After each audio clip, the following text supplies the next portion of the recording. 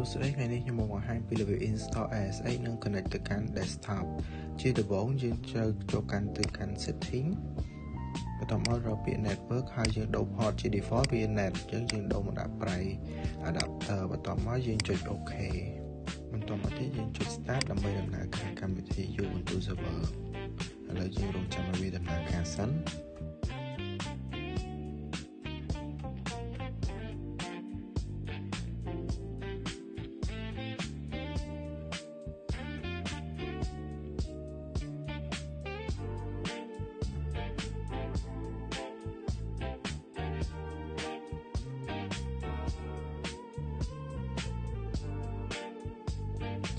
យើងចាប់ផ្ដើមបញ្ចូល username ពី user របស់យើងបន្ទាប់មកយើង password ហើយយើង enter បន្តទៀតបន្ទាប់មកយើងត្រូវប្រើ command sudo apt update បន្ទាប់មកទៀតយើង enter ហើយយើងត្រូវបញ្ចូល password ម្ដងទៀតហើយយើងត្រូវ enter ម្ដងទៀតបន្ទាប់មករងចាំវា update សិន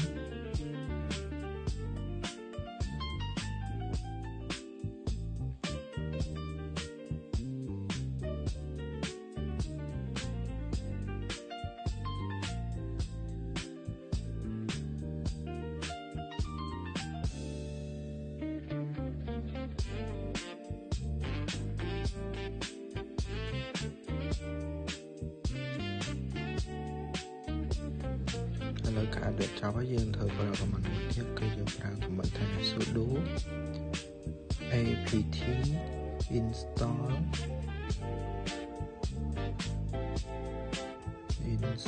open ASX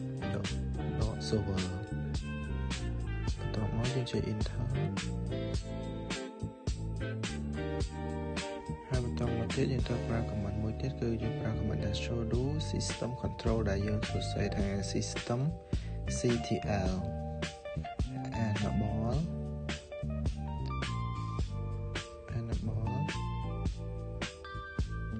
dot now បន្ទាប់មកដកឃ្លាមួយទៀត ASX ហើយយើងចុច enter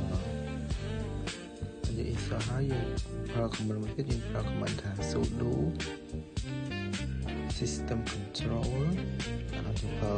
command ដើម្បី check status យើង system control ហើយយើងចុច start ពាក្យថា status ហើយដក clear ASX now តែ command នេះសម្រាប់ check status របស់វាអញ្ចឹង status របស់វាគឺ active អញ្ចឹងយើងត្រូវប្រើ command ថ្មីមួយទៀតប្រើ command ថា sudo usw .clear allow .clear ASX បន្ទាប់មក enter ហើយយើងត្រូវប្រើ command ថ្មីមួយទៀតគឺដើម្បី check នៅ IP address របស់វាយើងប្រើ IP .clear A បន្ទាប់មកយើង enter ហើយយើងមើល IP address វាកន្លែងដែលមានស្លាប24នោះគឺ 192.168.189 ហើយយើងធ្វើការ note IP address នឹងមកបន្ទាប់មកយើងទៅបើកកម្មវិធី PowerShell វិញយើងគ្រាន់តែ search លើ Windows យើងទៅយើង search ថាពាក្យថា PowerShell បន្ទាប់មកយើង run ជាធម្មតាយើង open មកយើង run វាបន្ទាប់មកយើង ping IP address មិញហើយតែពាក្យថា ping .clear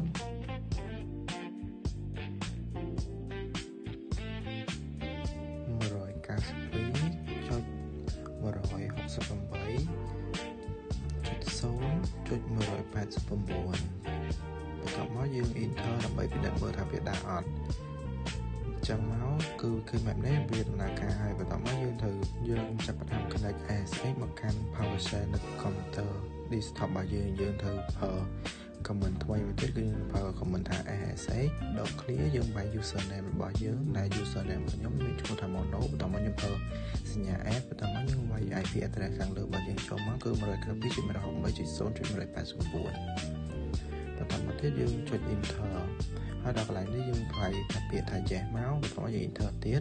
ហើយយើងបាយ password យើងចូលបន្ទាប់ពីបាយ password ហើយយើងត្រូវចុច enter មួយទៀតដល់លោតចាស់ការ connect របស់យើងក៏បានជោគជ័យអញ្ចឹងមកយើងត្រូវប្រើ command តេស្តវាសិនគឺយើងប្រើ command whomi ដើម្បីតេស្តថាវាស្គាល់យើងជានរណាអត់អញ្ចឹងវាយពាក្យថា whomi មកដល់ enter វាស្គាល់ហើយបន្តមកយើងប្រើ command PWD មកទៀតមកដើម្បីលើទីតាំងរបស់យើងលើវាស្គាល់ទៀតហើយ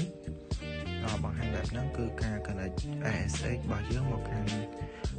computer យើងនៅខាងក្រៅគឺទទួលបានជោគជ័យហើយតោះមកយើងត្រូវប្រើ command sudo shutdown now